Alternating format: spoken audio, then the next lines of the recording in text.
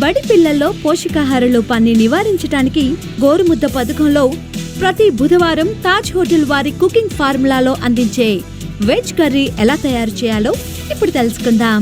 Veg కర్రీకి కావలసిన పదార్థాలు: తగినంత కరివేపాకు, ఉప్పు, పసుపు, 1 కప్పులో కట్ చేసి పెట్టుకున్న బంగాళదుంప ముక్కలు, క్యారెట్, బీన్స్ ముక్కలు, తగినంత మినపప్పు, జీలకర్ర, కారం, ఎండుమిర్చి, ఆవాలు, నూనె, కొబ్బరి తురుము, కప్పు టొమాటో ముక్కలు, కొత్తిమీర.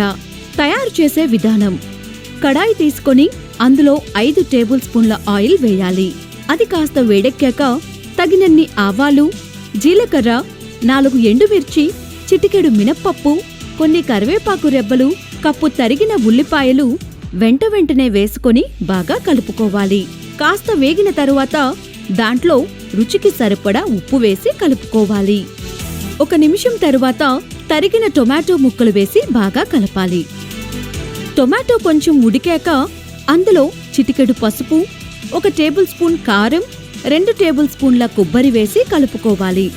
మెత్తగా ఉడికిన తరువాత అందులో కప్పు నీళ్లు పోసి కాసేపు మంట మీదే ఉంచాలి. ఆవిరి పైకి తేలినప్పుడు ముందుగానే ఉడికించి పెట్టుకున్న వెజిటేబుల్ ముక్కలు వేసి బాగా కలపాలి.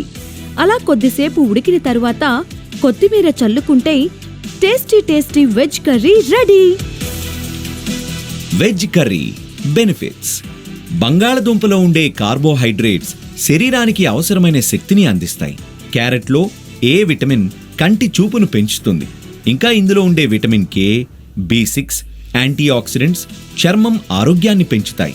బీన్స్లో ఉండే ఫైబర్ జీర్ణ వ్యవస్థను మెరుగ్గా మారుస్తుంది. ఇంకా ఇందులో ఉండే ఐరన్, పొటాషియం, మెగ్నీషియం, జింక్ ఇమ్యూనిటీని పెంచుతాయి.